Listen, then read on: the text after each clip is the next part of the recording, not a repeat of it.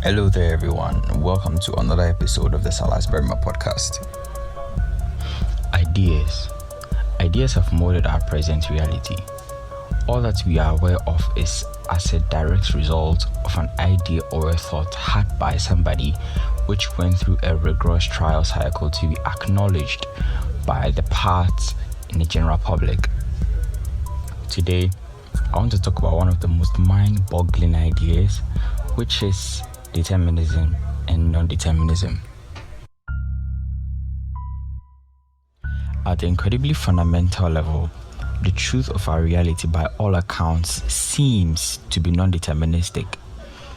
With this, we realize the universe has a base establishment, which isn't visible or felt by feelings of the human senses. Most people attribute this to being the spiritual or psychic phase, subliminal, or the ascension state.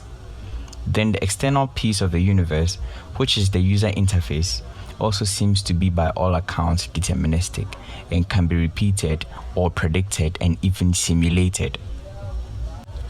Nevertheless, all of these conditions of what compels up reality or makes up reality for the most part will overall be weaved with each other. Both of them seem by all accounts to be having two properties of being deterministic and non-deterministic all at once. Yet, what is reality? Reality is not something simple in itself. It's made of two overly jointed parts, like the tree of the knowledge of good and evil in the Garden of Eden, which appears to be separated from each other, yet in reality isn't every bit of relevant information to an account of its nature. This is the means by which the universe is and how to contemplate reality, both deterministic and non-deterministic in nature.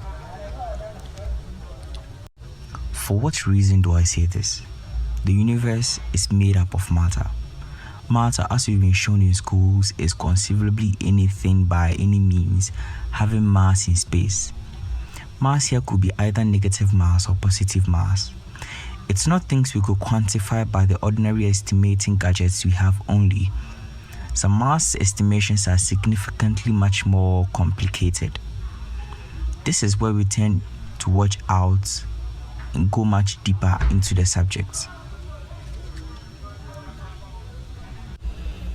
In every bit of what matter is, there are particles about the quantity of Avogadro's number. What's more, taking each iota, we have particles within it. The electrons, neutrons, and protons make up the core of the atom, quarks and leptons, just to give some examples.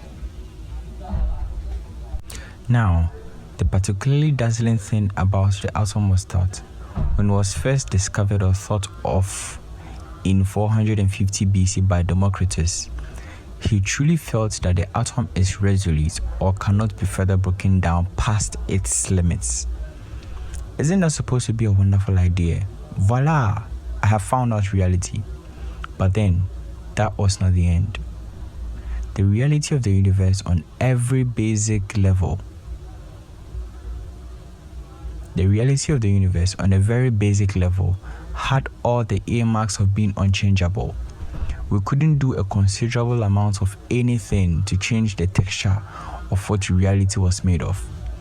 We lived in it, and with profound review into the atom and what it's capable of, we were able to work out with high precisions what might occur on the off chance would happen per calculations and observations. To me, I think this is the basis of the deterministic idea. The world where everything, and I mean everything, can be predicted rightly if and only if the parameters for your prediction are right for the system that you... With this thought, we would think that the universe is deterministic in itself, but that is just half of the whole truth. Where did the idea of non-determinism come from? What is it? In simple terms, non-determinism is described as when previous occasions can't be used to guess what will happen in the next second. even with a comparative kind of data. How? I thought we had it all figured out. Or the smart people we know now are the ones making mistakes and now thinking they're right. Fucking. I don't think so. Non-determinism counts for randomness. At this point, you're not so sure anymore. Even fucking 1 plus 1 could become something other than 2.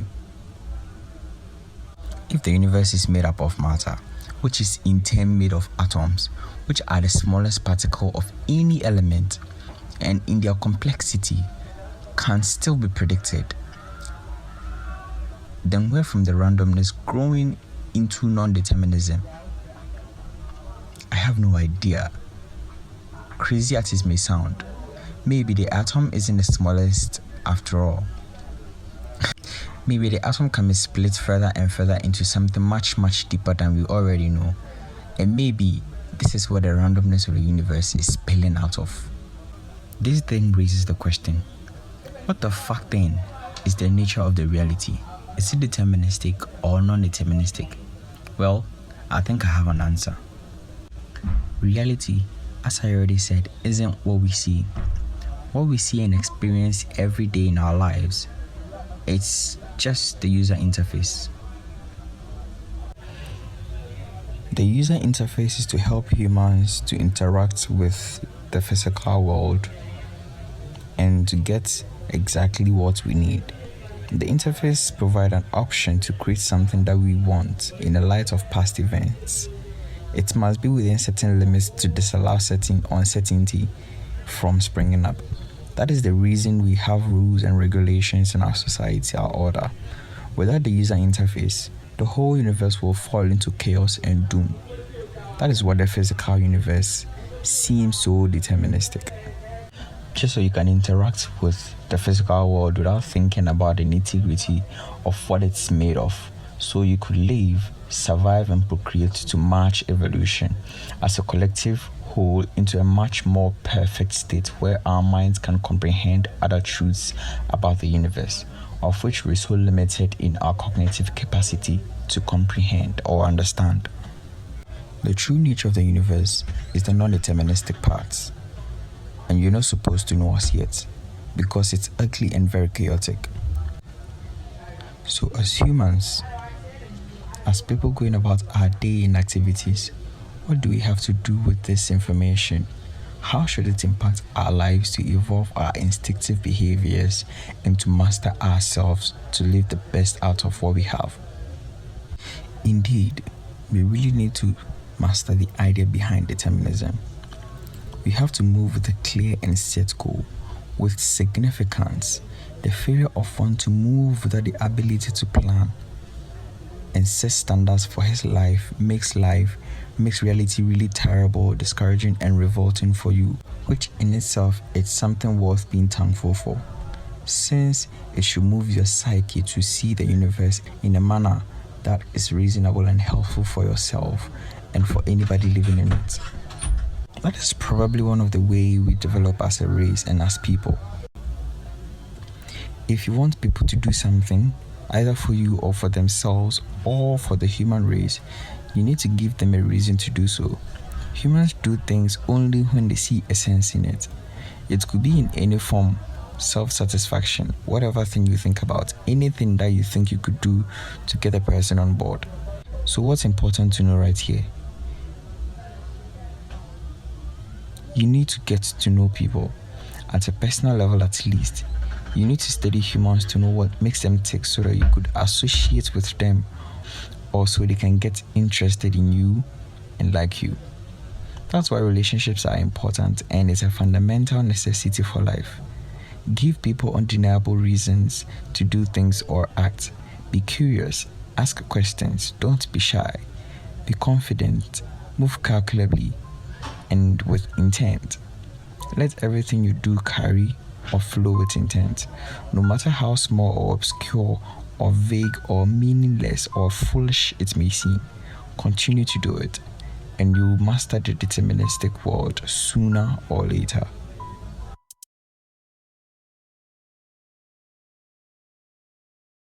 Thank you for tuning in today, and let me know what you think about this piece. Till next time.